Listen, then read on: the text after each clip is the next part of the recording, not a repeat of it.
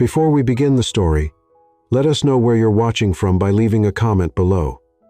If you enjoy this video, don't forget to like and subscribe. Have a wonderful day. Enjoy the story, everyone. The Manhattan skyline sparkled as twilight descended, casting soft golden reflections across the city's glass towers. In the heart of Tribeca, a luxury penthouse rose above everything, silent, pristine, and cold. Tariq Al-Said stood by the vast floor-to-ceiling windows, his posture straight, his expression unreadable. He held a crystal glass in one hand, water untouched, while the other rested loosely in the pocket of his tailored slacks. From this height, the city appeared as a living organism, pulsing, breathing, dreaming, but it wasn't his. Tariq could build empires and buy skylines, but this city, it never truly belonged to him. Just like the life he had once tasted and lost, at 35, he had everything a man was supposed to want: power, influence, a name that opened doors from Manhattan to Monaco. The Al-Said were royalty in the Arab world, not by crown, but by wealth, bloodline, and quiet control. Oil had started it, real estate had multiplied it, innovation had cemented it, and Tariq was their crown jewel. But as the sun dipped lower, painting streaks of amber and violet across the sky, a familiar ache returned to his chest. Loneliness didn't always roar. Sometimes it came softly, in the clink of ice against glass, in the echo of your own footsteps on marble floors, in the realization that no one would ask how your day had been. No one, because you built a life that didn't allow them in. He walked through the living room, sleek, curated, impersonal, and into the kitchen. Every surface gleamed, every appliance was touch-activated. A chef came twice a day, but Tariq stood still, staring at the countertop, heart-heavy with a memory that had slipped through the cracks of time and privilege. Nora. The name was a whisper in his mind, but it hit like thunder. Nora Bennett. She had never belonged to his world. She was the daughter of their estate's gardener, bright, curious, stubborn, utterly unafraid of him. She was 17 when he first saw her, curled under an olive tree, reading a book on architecture with a pencil tucked behind her ear. He had been 20, angry at his life, at his family, at the expectations tattooed into his soul, and somehow, in her smile, he had found oxygen. They loved in secret, in the shadows of marble halls, and in whispered conversations between rose bushes. It was pure, it was reckless, it was doomed. When his father found out, there was no confrontation, just swift, brutal silence. Nora's father was dismissed. Her family was forced to leave overnight. Tariq was sent back to Dubai under the threat of disgrace. Every attempt he made to find her afterward was blocked. Letters returned, calls unanswered, his grief buried under duty. For 20 years, he had carried that wound like a scar beneath expensive suits and measured words. He had seen the world, sat with royalty, shaped futures, but never healed. And now, 2 decades later, that wound was throbbing again. He sighed, placing the glass down. The room was too quiet, the silence too loud. He opened his phone, scrolling without purpose, until his fingers stopped on something he hadn't touched in years. A food delivery app. It was impulsive, absurd, really, but something inside him, the boy he once was, whispered, "Do it." He selected the simplest option. Pizza, margarita, just cheese, basil, tomato. A taste of the past. He added a note. No contact delivery. Ring once. He hesitated, then deleted the note. Let it be real. He paced for a moment, then returned to the window. The sun was nearly gone. Dusk cloaked the city in soft navy and gold. He closed his eyes and remembered her laugh. Sharp, unfiltered, always one breath too loud for his world. The intercom buzzed. "Mr. Al-Said, your delivery is on the way up," the doorman announced. He responded with a quiet thank you, though his heart had begun to beat faster. Ridiculous. It was just pizza. But deep down, it wasn't. It was defiance, memory, longing. It was a hunger he hadn't allowed himself to feel in years. A soft knock. He walked to the door and opened it. What he saw made the air catch in his lungs. She stood there, holding the box in both hands, wearing a faded green jacket and a red baseball cap. Her eyes, wide, storm gray, unmistakable, met his. And in that instant, the world tilted. "Nora."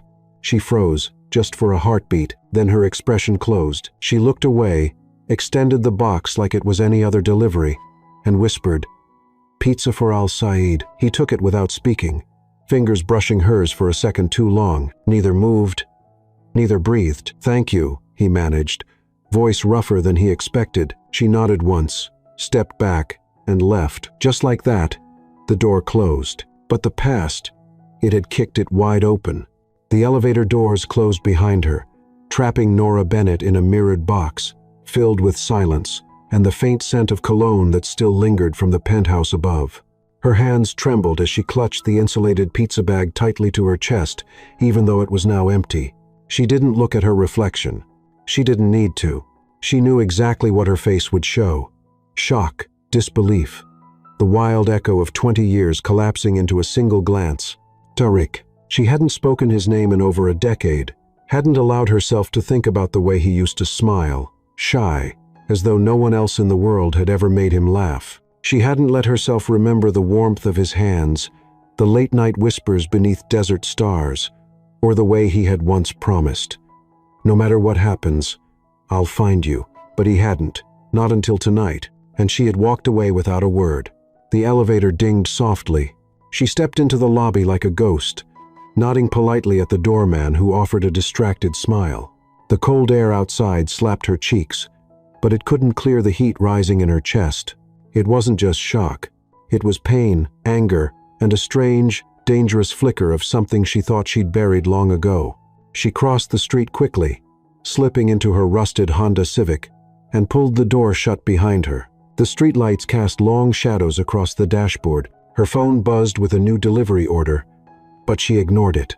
Her fingers gripped the steering wheel, clinging to it like it was the only thing keeping her from unraveling. Tariq Al-Said, here in New York, as powerful and breathtaking as she remembered, but he was supposed to be gone forever, swept away by a world that had always rejected her. 20 years ago, they were two kids wrapped in a forbidden love. He, the heir to a Middle Eastern dynasty. She, the daughter of the hired help. She had been just 17, working part-time after school in the palace gardens, collecting clippings and watering roses. And he had found her there more than once, pretending not to watch her. Their first kiss had happened beneath the jacaranda tree. Their last kiss had happened the night before. Her world collapsed. She had never known exactly what led to the sudden destruction. One day, everything was golden. The next, her father was packing their lives into the back of a truck, his face hard with shame. Her mother cried silently, and Nora never got the truth, only warnings to never speak of it again. She had written Tariq letters, dozens, everyone returned, unopened. After a while, she stopped trying. Life had pulled her under, hard and fast. Her dream of studying architecture vanished with the weight of unpaid bills and a sick mother. Then came Ethan, her miracle and her anchor, born from a fleeting relationship that ended as quickly as it began. She had been raising him alone ever since, and now fate had tossed her back into the orbit of the only man who had ever made her believe in forever. She laughed bitterly, the sound low and hollow inside the car. Of course, it would happen like this. When she was wearing an old cap, no makeup, delivering a pizza, because her day job as a receptionist barely paid enough to cover rent and medications, he had opened the door looking like a dream carved from memory. Sharp suit, hair slicked back, eyes still that same intense dark gold, and for a moment, she had forgotten everything. Time, distance, pain. But then she had remembered and walked away. Because what could possibly come of it now? She started the car. Back in the penthouse, Tariq stood motionless by the door, the untouched pizza box on the counter behind him. He hadn't moved since she left.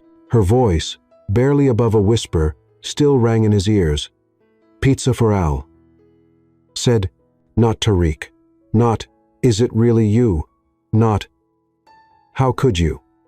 Just a job, a delivery, a stranger.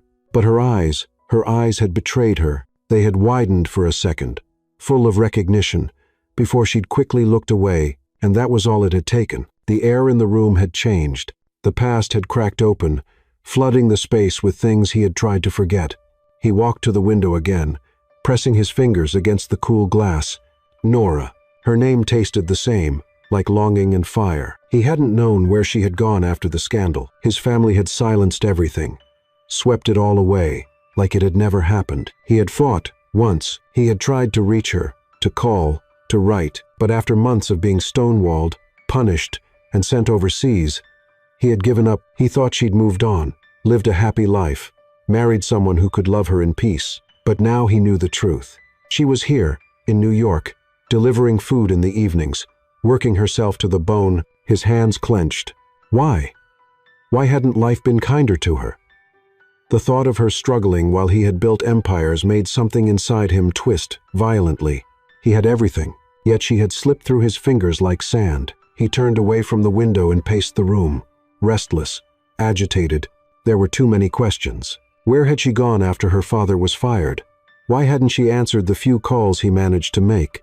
Had she hated him all these years? And most of all, was there still something between them? That was the question he feared the most, because when their eyes met, even briefly, he hadn't just seen recognition, he had seen pain, and beneath it, the ghost of something else. A flicker, a spark, a beginning buried beneath 20 years of silence. He didn't know what tomorrow would bring. He didn't know if she'd ever speak to him again. But one thing was certain. Fate had reopened a door he thought was sealed shut, and Tariq al-Said wasn't going to let it close again.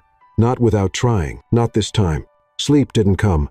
The city glowed beneath the penthouse windows like a sea of stars turned upside down, but Tariq al-Said didn't see it. He sat on the edge of his bed, shirt unbuttoned, collar open, his tie forgotten somewhere on the marble floor. His elbows rested on his knees, and his hands were locked together in front of him, still tense, haunted. Nora Bennett. He whispered her name like a prayer, or maybe a sin. 2 decades had passed.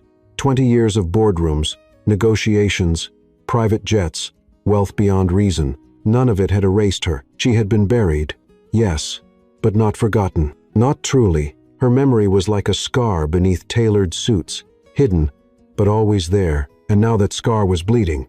He tilted his head back, staring at the ceiling as memories flooded in, fierce, uninvited, and uncontrollable.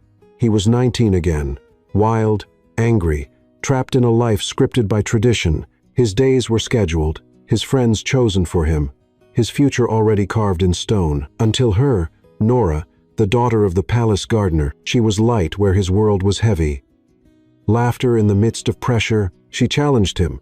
She mocked his titles. She wasn't impressed by the cars, the villas, the endless rows of staff. She had smiled at him like he was just a boy. The first time he kissed her, it wasn't planned. They had been walking near the greenhouse, talking about cities they dreamed of visiting. She spoke of Rome and its architecture. He spoke of New York and its chaos. Then she looked at him with those fearless gray eyes and said, "You don't even know what freedom feels like, do you?" He didn't answer. He kissed her instead. It was awkward, desperate, honest, and it ruined everything. From that moment, they became reckless.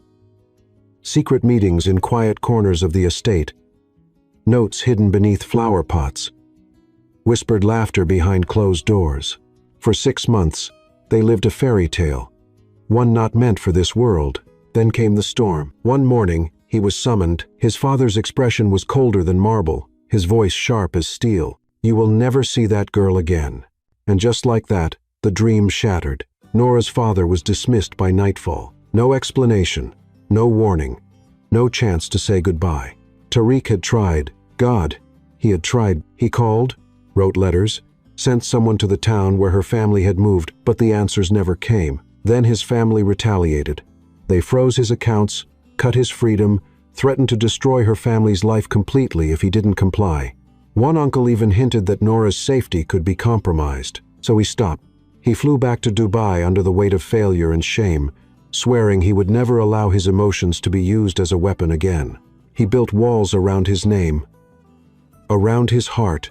But tonight, with her standing in his doorway, holding a pizza box with trembling fingers, those walls cracked. What had her life been like after that? Who did she become? Who did she have to become? She looked tired, strong, alone, and those eyes, they hadn't changed. He closed his own now, imagining her somewhere across the city, maybe lying awake as well, staring at her ceiling, just as haunted by the past as he was. Did she hate him? Did she blame him? Or was there still a part of her that remembered what they once were? A soft chime echoed through the room.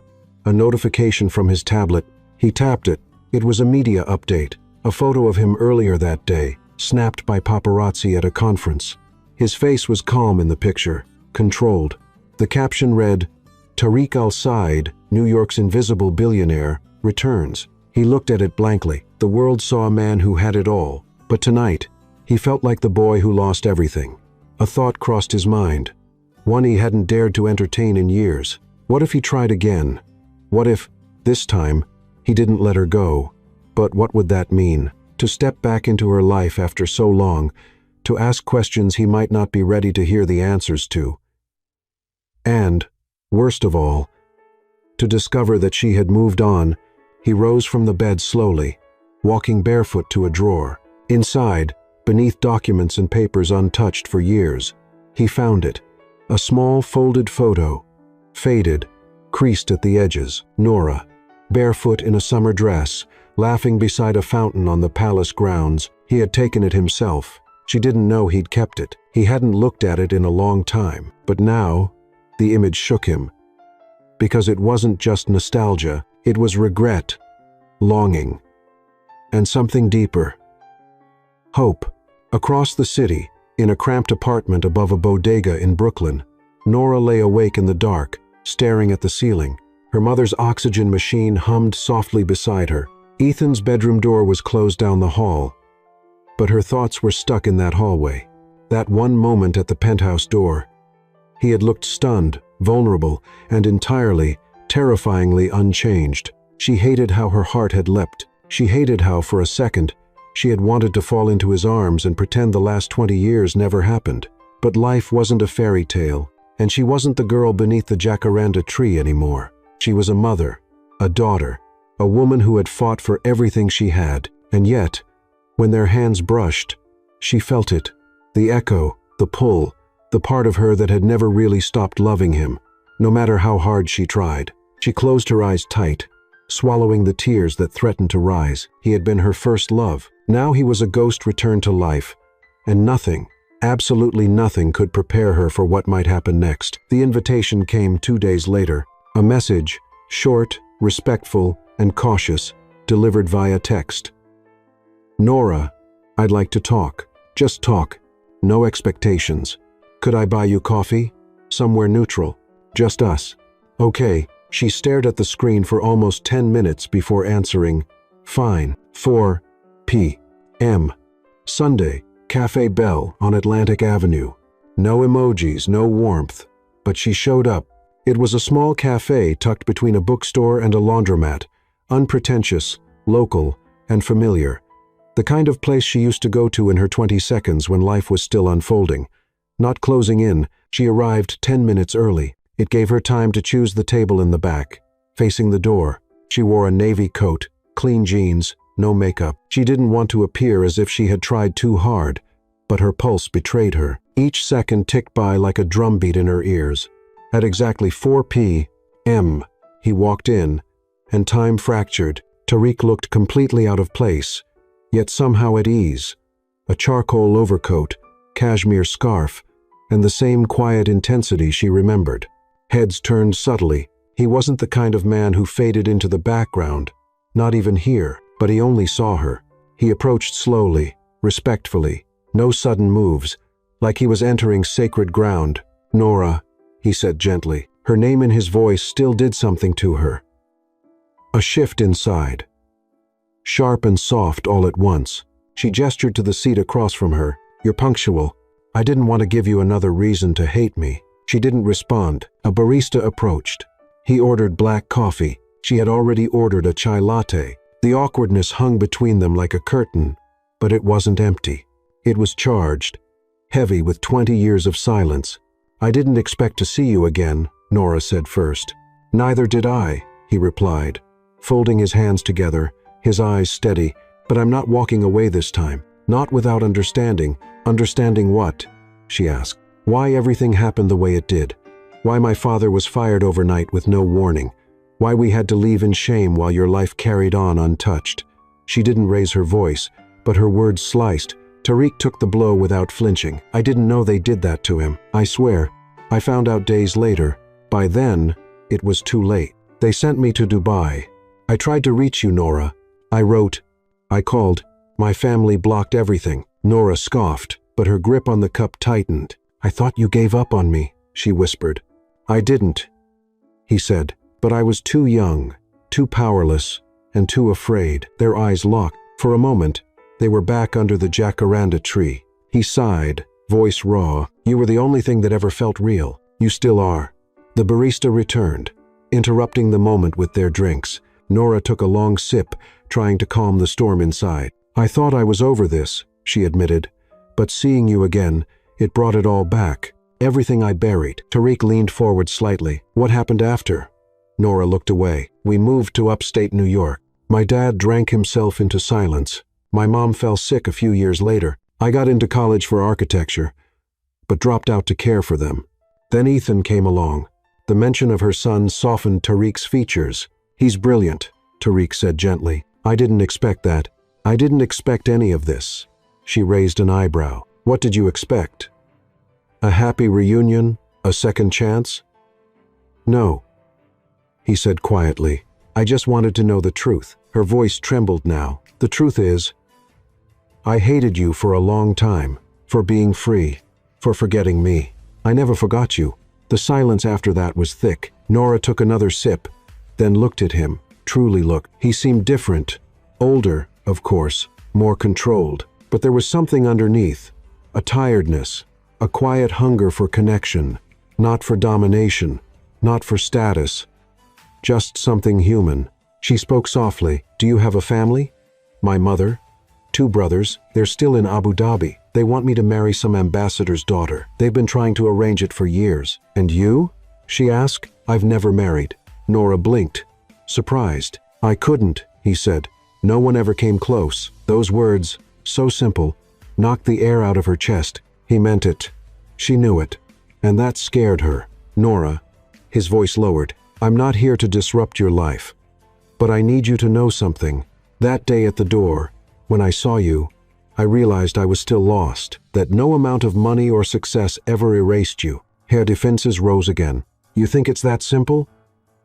You appear after 20 years and say those things, and I'm just supposed to let you back in? No, he said, but I'm asking if I can earn the right to try. She stared at him, searching his face for anything false. She found nothing, just a man with a past that bled into hers and a present that asked questions she wasn't ready to answer.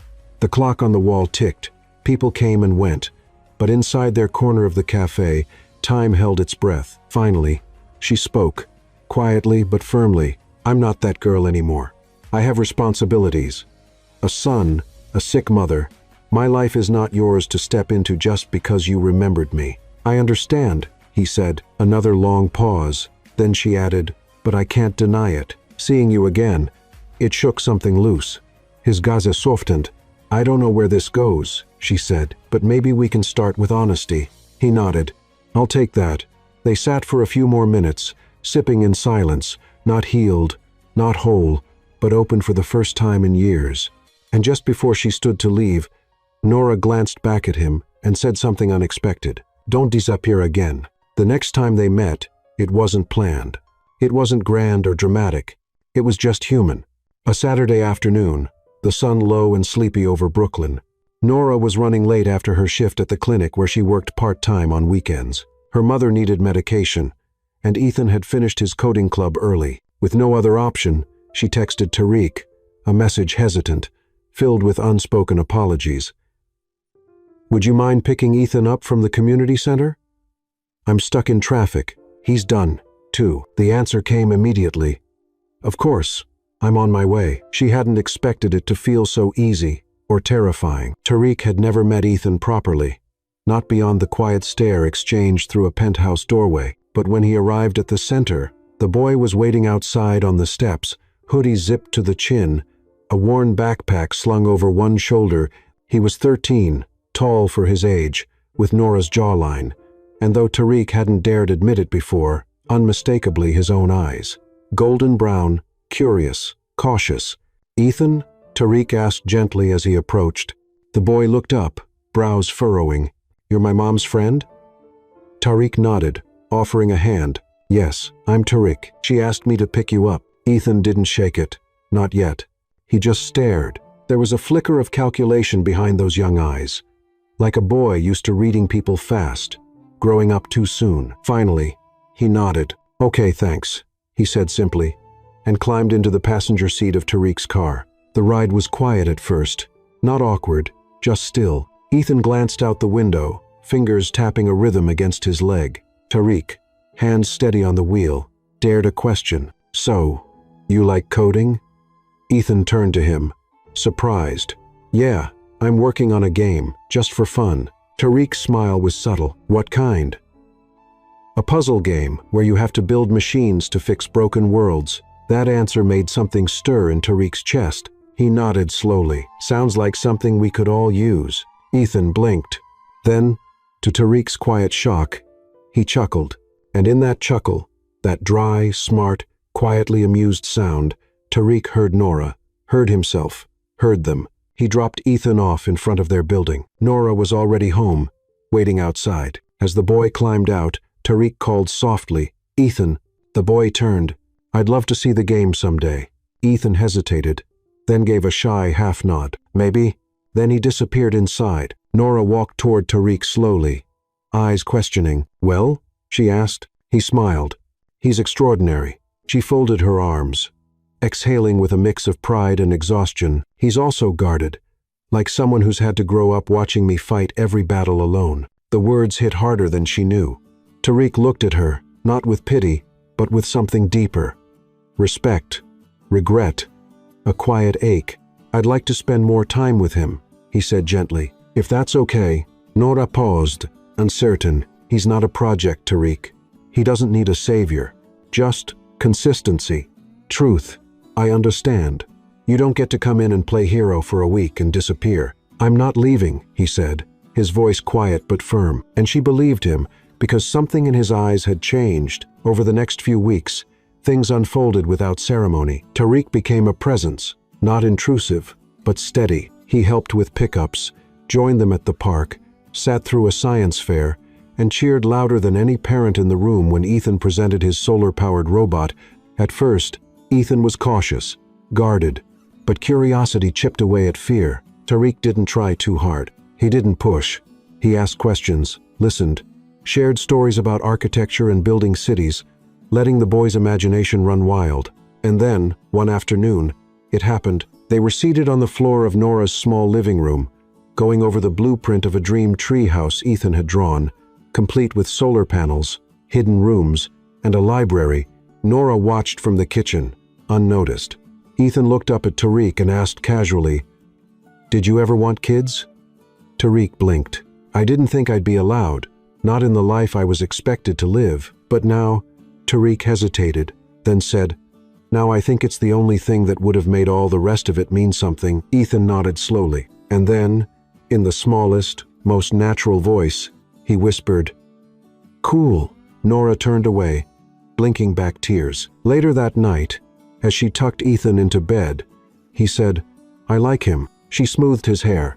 "Yeah, he doesn't talk to me like I'm a kid." "That's because you're not." She smiled. He turned onto his side. "Do you like him?"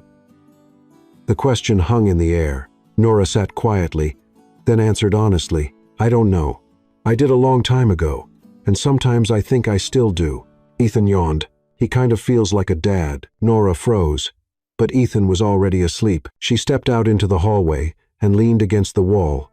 Heart racing, she had fought so hard to protect Ethan from fantasy, from false hopes, from the kind of heartbreak she had known all too well. But this wasn't fantasy anymore. It was unfolding, slowly, softly, and despite every fear she carried, she couldn't deny it anymore. Ethan had awakened something in Tariq, not just responsibility, something deeper, a hunger to give, not take, to protect, not control, to love. But Nora also knew love alone wouldn't be enough. Not in a world where names, bloodlines, and ancient traditions could still rip everything apart, and the past had a way of returning, not just in pizza boxes, but in the form of mothers, brothers, and ultimatums, waiting just beyond the next knock on the door. Nora hadn't expected him to show up at her job, especially not on a rainy Tuesday morning when she was rushing between phone calls, patient files, and printer jams at the Midtown clinic where she worked as a receptionist, but there he was, Tariq al-Said, towering in the small lobby, hair damp from the rain, his coat still glistening from the walk outside. People turned to stare, the air shifting around him like gravity had rearranged itself. Even the nurse at the front desk straightened her blouse and fumbled with a clipboard. Nora's heart stopped. She stepped out from behind the frosted glass divider, her voice low and tight. "You can't be here." "I didn't mean to interrupt," he said gently, eyes locked on hers. I needed to see you." Her pulse spiked. "At my job? I waited until your break." She glanced at the clock on the wall. It was true. Her shift paused in 5 minutes. Still, the air between them was loaded with tension, not angry, but electric. She led him outside, down the block to a small awning where the rain drummed softly above them. She crossed her arms, her expression unreadable. "Talk. I want to offer you a job," he said without preamble. Nora blinked. "Excuse me?" "A real job, not charity, not a handout. Something worthy of your mind." She narrowed her eyes. "And what exactly do you think I'm qualified to do in your billionaire empire?" His voice was steady. "You wanted to be an architect. I remember every blueprint you sketched under the jacaranda tree. I remember how your eyes lit up when you talked about redesigning orphanages, parks, city skylines that breathed instead of suffocating people." She looked away. "I own a design firm now," he continued. "Sustainable architecture. We have a project starting next month in Harlem. Affordable housing, designed by a woman from the community. You could be my personal assistant in the urban development division, flexible hours, full benefits, and I'll fund your return to school. No strings attached." Nora shook her head slowly, unsure whether to laugh or scream. "Why are you doing this?" she asked. "Guilt? No, because I believe in who you were and who you still are." She stared at him for a long time. He didn't flinch, didn't soften it with flattery or false promises. Just truth. "You don't get to fix the past with a job offer." "I know, but maybe I can help build something new." Nora didn't answer. That night, after Ethan went to bed and the apartment finally quieted, she sat alone at the kitchen table, Tariq's words echoing through her mind, like a melody she hadn't heard in years. Her fingers traced the edge of her empty tea mug. Could she really do it? She hadn't studied in over a decade. Her resume was a mess of survival jobs. Her confidence, that thing she once carried like fire in her chest, had long since cooled into embers. But deep inside, something stirred. A memory of a girl who used to dream about designing homes where no child ever felt small. Of a girl who wanted to change cities, not just survive them. Could she be her again? 3 days later, she met Tariq in a quiet corner of a co-working space in Soho. The space was modern but warm. All wood accents, tall plants, and floor-to-ceiling windows that let in the morning light. He stood when she walked in. No suit today, just a dark sweater, slacks, and that same unreadable calm. She placed a folder on the table between them. "My resume, such as it is." He smiled. "Thank you. And I have conditions. Of course. No special treatment, no limousines, no press statements about empowering women. This stays professional. Completely. Understood. I need time off to care for my mother, and I can't be away from Ethan at night." "Done." She took a breath. "And I'm not sleeping with you." That froze him. Then, to her surprise, he smiled, genuinely, warmly. "I didn't ask you to." Her cheeks flushed, but she didn't look away. "I just needed to say it," she whispered. "I know." He slid a small contract across the table. Short, clear, generous, no fine print, no traps. Nora read it in silence, then picked up the pen. That night, as she lay in bed staring at the cracked ceiling, she felt something she hadn't felt in years. Not safety, not even happiness, but the beginning of possibility. She was terrified of being dependent on someone else, of hoping again, of opening doors that might slam shut in her face. But for once, the voice in her head, the one that usually warned her to stay small, was quiet. The next morning, she stood in front of her closet, brushing wrinkles from a shirt she hadn't worn in years, not for comfort, not for practicality, but because it made her feel like the version of herself she wanted to be again. Ethan peeked in. "Are you going to work?" "Yeah," she said softly. "A new kind of work." He grinned. "Cool." She kissed his forehead and whispered, "We might be okay now." And for the first time, she believed it. But what she didn't see, what none of them could yet, was that this new chapter was not just about her career. It was a collision course between past and future, between what she thought she had lost and what was about to return in ways no one expected. The call came in the middle of the night. Tariq had been reviewing a site plan on his tablet, reclined in his penthouse study, when the screen lit up with a name he hadn't seen in weeks. Amina al-Said, his mother, the matriarch of the family, the quiet storm behind the empire. Revered in Abu Dhabi, feared in Dubai, and respected everywhere else, her voice had raised empires. Her silence had buried reputations. He hesitated before answering. Then, with a slow breath, he tapped the screen. "Mother, are you alone?" "Yes." There was a pause. Not hesitation, calculation. "Then listen carefully." She never asked how he was. He waited. "I've heard things," she said, her accent clipped, regal. Every syllable sharpened by decades of influence. "You're being seen with a woman. An American." Tariq leaned back in his chair. "Is that why you called at 2 a.m.? Don't be flippant. The press hasn't gotten hold of it yet, but people are talking." "Our people." He closed his eyes. "And what exactly are they saying? That you're involved with a divorced woman, a mother, someone from below your station?" Her tone, when she said mother, was edged with disdain, as if it was synonymous with burden, damage, or disqualification. "I assume you mean Nora," he said flatly. "Don't say her name like she's one of us. She's more than most of them ever were." The silence that followed was cold and cutting. "Tariq," Amina said, in that calm, deadly tone she used when disappointment disguised itself as dignity. "You are a man of legacy. You don't build empires only to throw them at the feet of a mistake from your past. She's not a mistake. Then what is she?" He stood now, walking toward the window, the city dark and endless below. His voice lowered but didn't waver. "She's the only thing in my life that ever made me feel real." Amina's breath caught, a small, involuntary sound, quickly hidden. "I see," she said finally. Another pause. Then the mask came off. "If you continue down this path, Tariq, if you pursue this woman and attach your name to hers, you will not do so with the blessing of this family. You will not inherit the trust. You will be removed from our board in the Emirates. The succession of your stake will be reassigned." His jaw clenched. It wasn't a threat. It was a declaration. And she meant every word. "Do you understand?" she asked, cool and steady. He turned from the window, walking slowly back to his desk, then sat down again, not with defeat, but with clarity. "Yes," he said quietly, "I understand." Another long pause, as if she was waiting for him to take it back, to beg, to bend, but he didn't. When she spoke again, her voice cracked, just slightly. "You would give up your birthright for a woman who delivers pizza."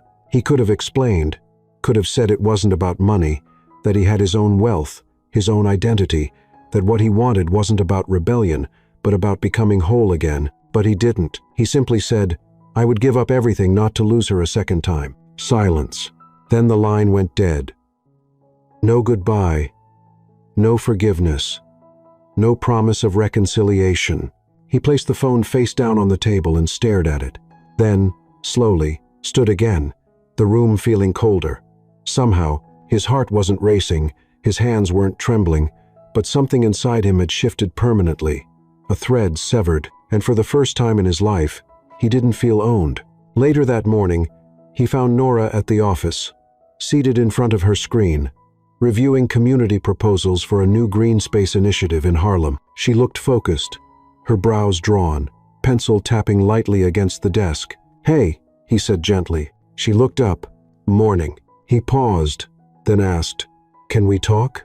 She followed him into a private glass meeting room. "What's wrong?" she asked immediately, sensing it. He sat across from her, not like a boss, not like a billionaire, just a man. "My mother knows." Nora's stomach dropped. He continued, "She called last night, gave me an ultimatum. If I stay with you, I lose everything connected to my family's estate."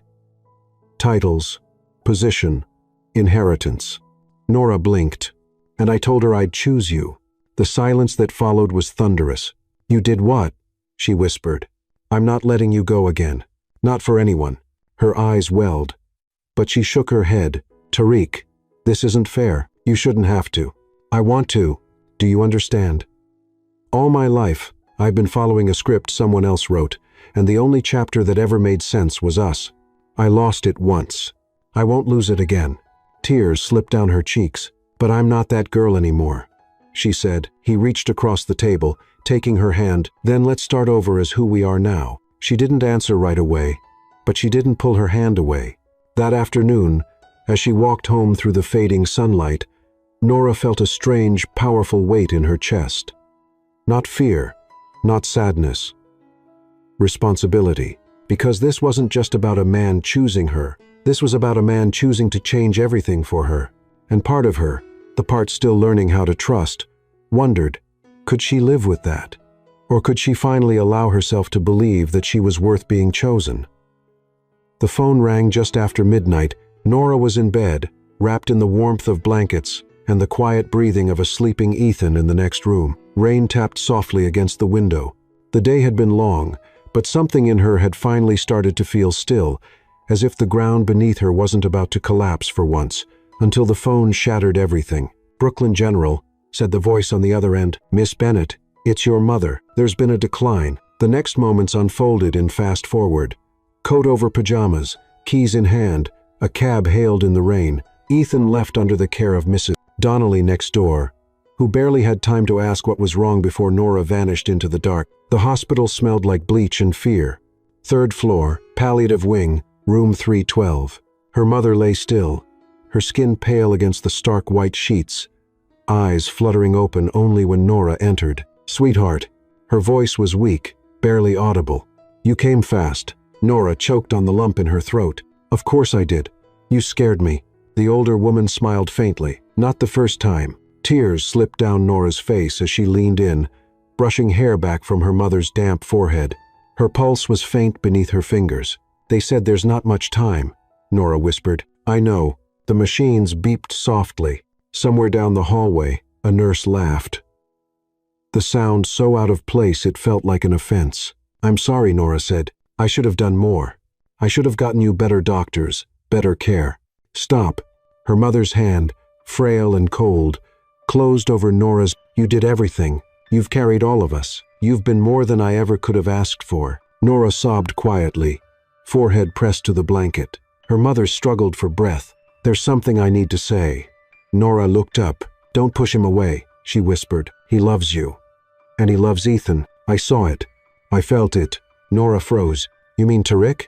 Her mother nodded. He's not just a man from your past. He's part of your future. I knew it the moment I saw him hold Ethan's coat like it was precious. Nora covered her mouth, unable to contain the grief swelling in her chest. You deserve love, her mother whispered, not just duty. Silence. Then, with her final strength, she reached up, touched Nora's cheek, and said, I trust him with you. And then she let go. No final gasp, no dramatic goodbye, just a soft exhale, like a thread being released into wind. Nora didn't move for a long time. She sat by the bed, holding her mother's hand long after it grew still. The world outside kept turning. Nurses walking, monitors blinking, phones ringing. But inside her, something had broken wide open. And she was no longer the girl holding everything together. She was a daughter with no one left to call mom. The days that followed moved like shadows through water. There were forms to sign, calls to make, relatives to inform, none of them close, none of them present. Most had faded away when the burden grew too heavy. It had always been Nora and her mother and Ethan, and now it was just Nora and her son, except it wasn't. Because Tariq didn't leave. He showed up the next morning with black coffee and silence. He picked up Ethan from school, cooked dinner when Nora couldn't lift her head, sat on the floor with Ethan building model cities while the funeral arrangements were made. He didn't ask how she was. He didn't offer empty condolences. He simply stayed. One evening, as Nora stood in the kitchen, staring at nothing, Tariq came up behind her and gently touched her shoulder. You don't have to do this alone anymore, he said. She turned, tears running silently down her face, and collapsed into his arms. It wasn't passion. It wasn't desire. It was grief, meeting comfort. Two broken people holding each other upright in a moment where words had no meaning. The funeral was small. No choir, no elaborate ceremony, just a simple service in a modest chapel with soft music and handwritten letters from Ethan and Nora placed beside the urn. A photograph on the altar showed a younger, laughing version of her mother, vibrant and proud. Nora spoke only once. She wasn't perfect, but she taught me everything about loyalty, about sacrifice, about love without applause. And she deserved more than what life gave her. But I hope she saw, in the end, that I was okay, that Ethan is okay. Her voice cracked. That we'll be okay. Afterward, Tariq waited until the others had gone. He knelt beside the urn, silent, then whispered something in Arabic. A prayer, a promise, and when he stood, his face was changed, calmer, resolved. That night, Nora found him sitting in Ethan's room. The boy was fast asleep, one hand curled around a small 3D model of a solar house they'd built together. "You're good with him," she said softly from the doorway. Tariq looked at her. "He's easy to love," he said. Nora swallowed hard. "He's never had a father figure." "I'm not trying to replace anyone," Tariq said gently, "but if you'd let me, I'd like to be someone he can count on." Nora stepped into the room. "He already does." They stood there for a while in the hush of the evening, watching the boy they both loved sleep, unaware that everything around him was shifting, that a man who once ruled from skyscrapers was now learning what it meant to build something lasting, not from steel or glass, but from trust, from presence. From choosing to stay when leaving would be easier, and in the silence, Nora remembered her mother's last words. "I trust him with you." And for the first time, Nora did, too. But she didn't know that trust was about to be tested, not by the man beside her, but by the ghosts of the world he came from. And this time, it wouldn't be whispered threats or quiet dismissals. This time, tradition was coming face to face with the life they were trying to build, and it wouldn't leave quietly. The knock came early on a Thursday morning. Nora had just returned from the corner store with fresh bread and tea bags when she found Tariq standing outside her apartment building, not alone. Behind him stood a woman draped in midnight blue silk and quiet authority. Two men flanked her, both tall, clean-shaven, and unmistakably part of the same lineage. Posture regal, eyes sharp, movements measured. Nora's breath caught. Amina Al-Said in Brooklyn. Her presence made the entire street feel smaller. "May we come in?"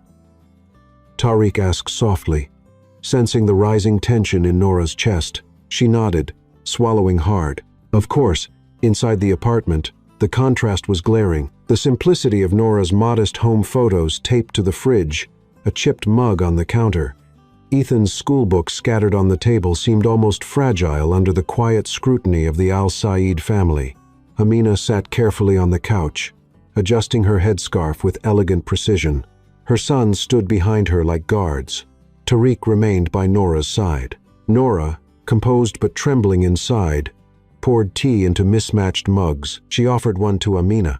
The older woman accepted it with a nod, not warm, but not dismissive either.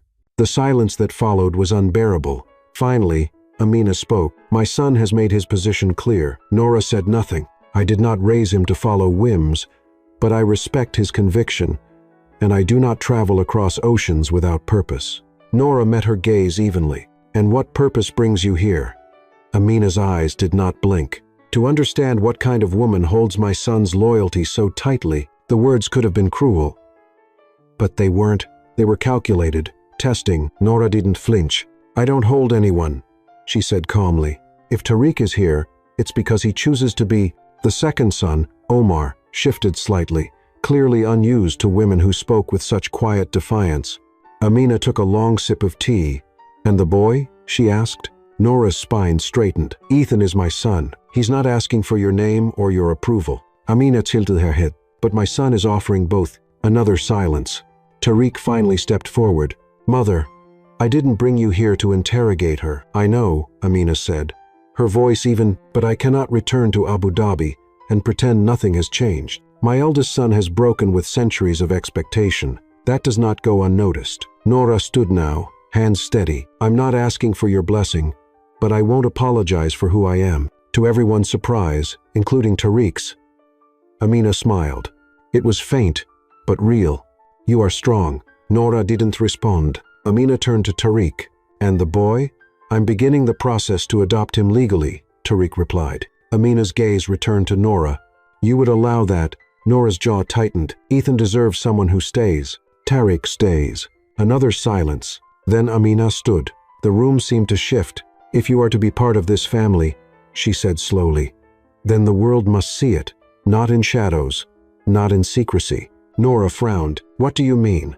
The older woman moved closer now. Her perfume was soft, rosewater and oud. Her presence was heavy, like a judgment cloaked in silk. If you are to marry, she said, you will do so in Dubai, in public, under our traditions.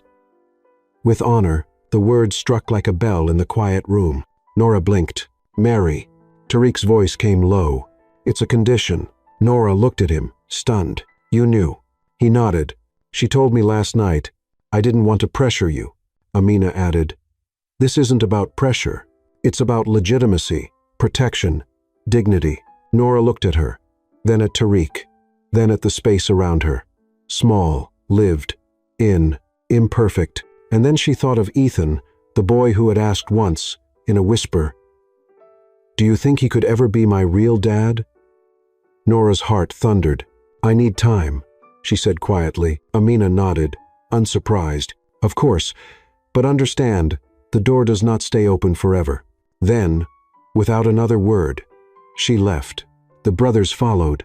Only Tariq remained. He stepped close, taking her hands gently. You don't have to say yes, he said. Not for them, not for me.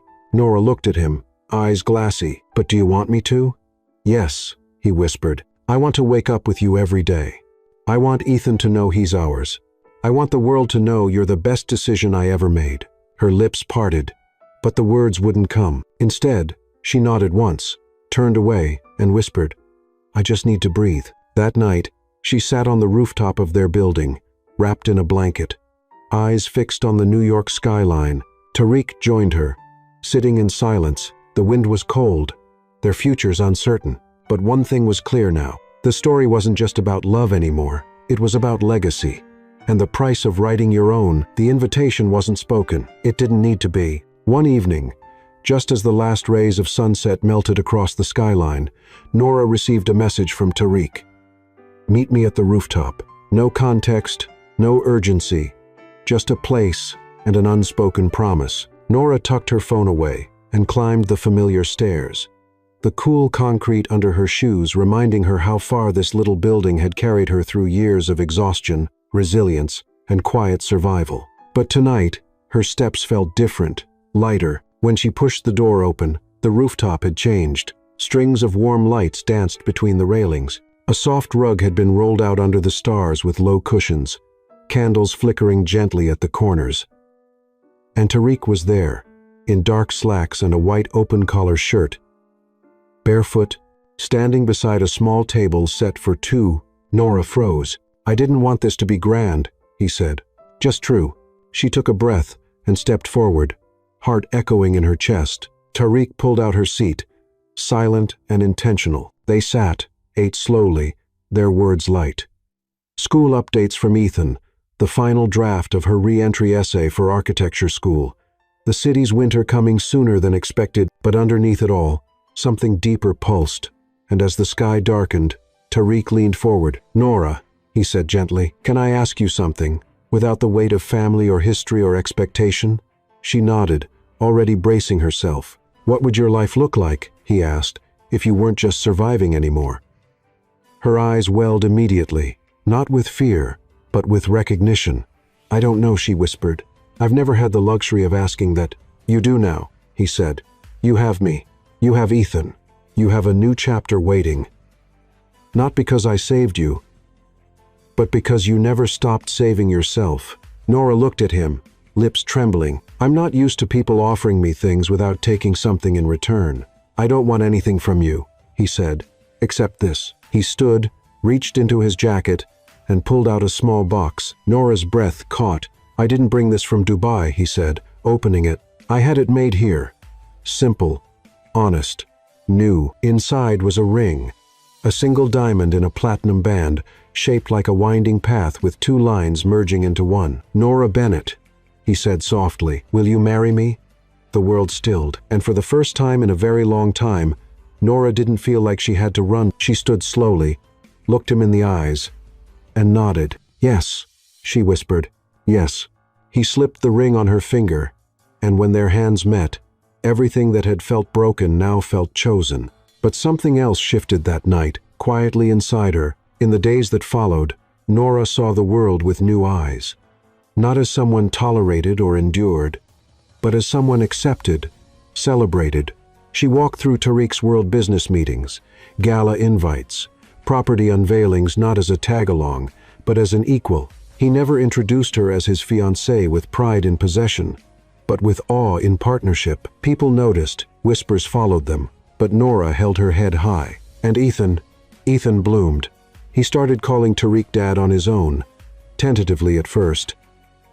Then with full confidence, the papers were filed, the name change request submitted, but more than legalities, what changed was the rhythm of their lives. Ethan and Tariq had routines now.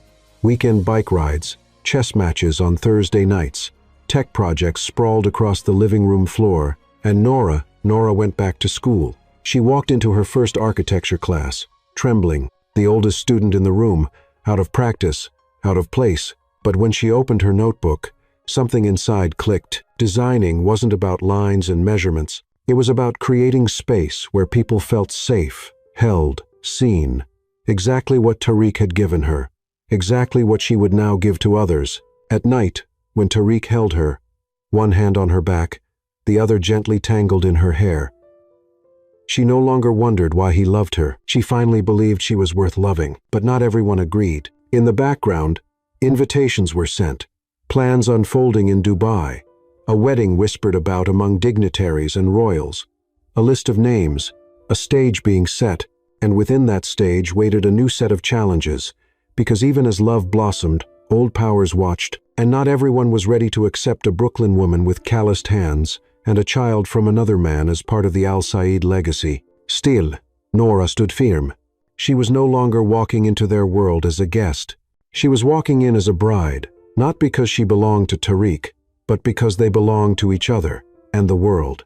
It would either accept them or witness what happened when two people, once broken by tradition, chose to build something unbreakable. Dubai shimmered beneath the desert sun like a city carved from glass and gold. It was unlike anything Nora had ever seen.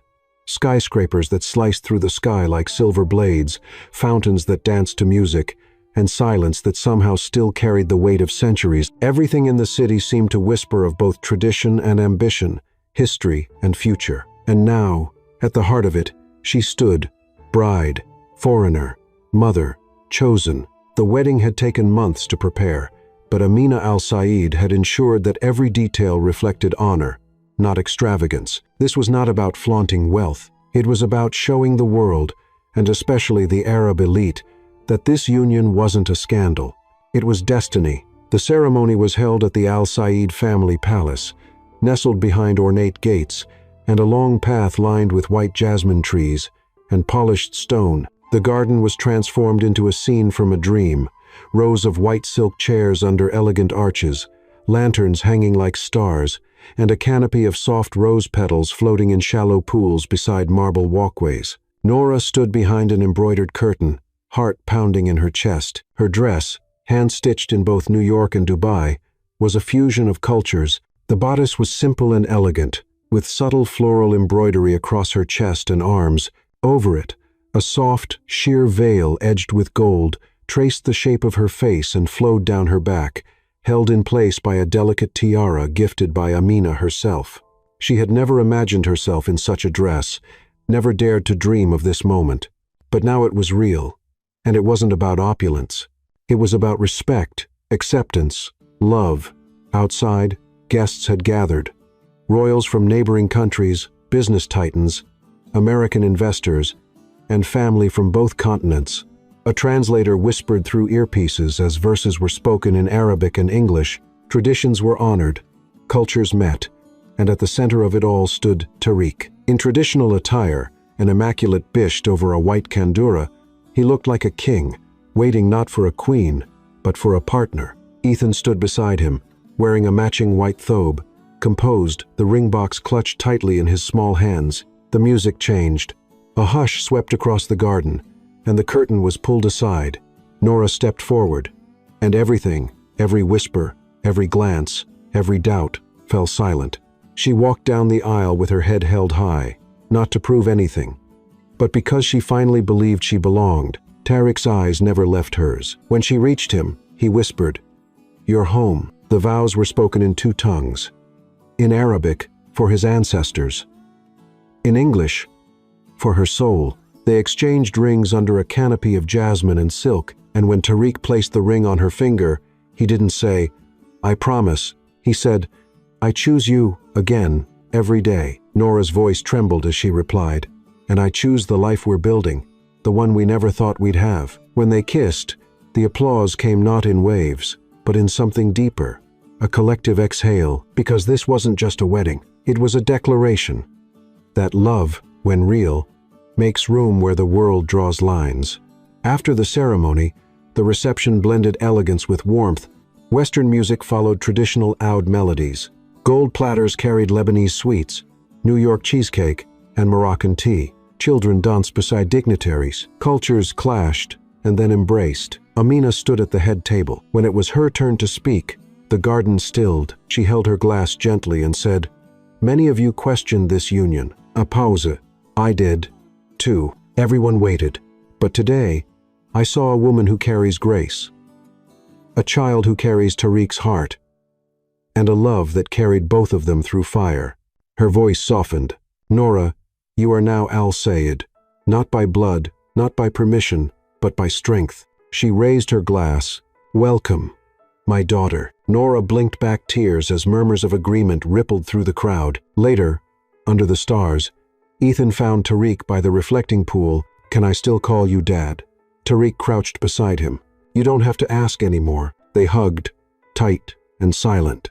Nora watched from a distance, her heart so full it ached. As the night drew on, the couple slipped away from the lights, from the crowd, from the ceremony. They walked barefoot on cool tiles, hand in hand. "I still can't believe this is real," Nora whispered. Tariq smiled. "It's not the palace that makes it real.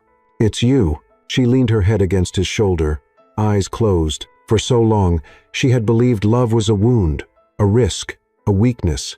But now, in the heart of a culture she once feared would never accept her, she stood, not as an outsider, but as a bridge, a symbol, a wife, and soon, something more. But that, she hadn't told him yet. Not tonight. Some truths were meant to arrive with morning light. 1 year later, the skyline of New York shimmered beneath the amber glow of a spring sunset. From the rooftop of their new brownstone in Harlem, a restored project Tariq had once only dreamed of, Nora stood barefoot, a sleeping baby in her arms, her cheek resting softly against the warmth of her daughter's head. Her name was Lila, Arabic for night. But to Nora, she was something else, a symbol of healing, of hope, of everything they had rebuilt, not from wealth or legacy, but from choice. Inside, laughter echoed. Ethan and Tariq were in the kitchen, arguing playfully over who had burned the rice.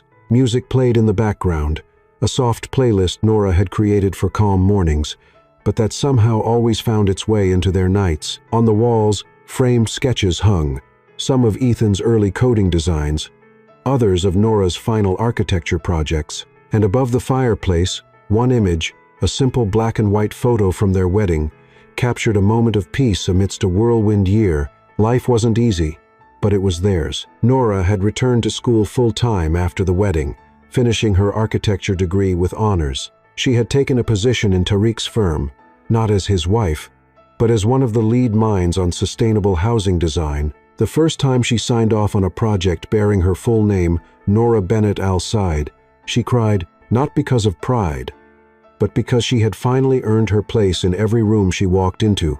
Tariq, too, had changed. He no longer sought to prove anything to anyone, not to his mother, not to his board, not to his past. He had stepped down from several of the family's global ventures, and shifted his focus to what mattered most: building communities, raising Ethan, holding Layla as she slept on his chest, and reminding Nora every day that she was not a footnote in his empire, but the beginning of something new. Their love had deepened, not through perfect moments, but through ordinary ones.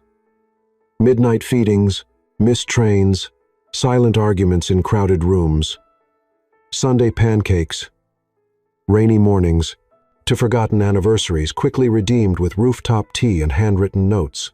It wasn't a fairy tale. It was a partnership, built brick by brick, word by word, touch by touch. Ethan had grown, too. Now 14, he wore his name with pride. Ethan Allside. He had recently been accepted into a pre-college coding program and had dreams of developing educational apps for underserved communities. He still called Nora Mom with his usual blend of teenage sarcasm and affection, but when he said Dad, his voice always softened, even if just slightly. And Layla, she had Tariq's eyes, those golden brown eyes Nora had once fallen into as a girl, and now found again in the gaze of their daughter. Sometimes, late at night, when the baby finally slept and the house was still, Nora would lie beside Tariq and trace the lines of his face in the dark. "You know," she whispered once, "this all started because you ordered pizza." He laughed softly. "I should write them a thank you note." But Nora didn't laugh. She looked at him with quiet gravity. "No," she said, "you should write her a thank you note. The girl who opened that door and didn't run." Tariq reached for her hand. "I do every day." And in the silence that followed, they both knew this life wasn't perfect. It still carried shadows, ghosts, the weight of old wounds that sometimes reopened on tired days. But they had learned something powerful, that healing doesn't come in one moment. It comes in thousands of little ones. A hand held during a panic attack, a voice saying, "You're not alone." A child falling asleep between two people who thought love had abandoned them.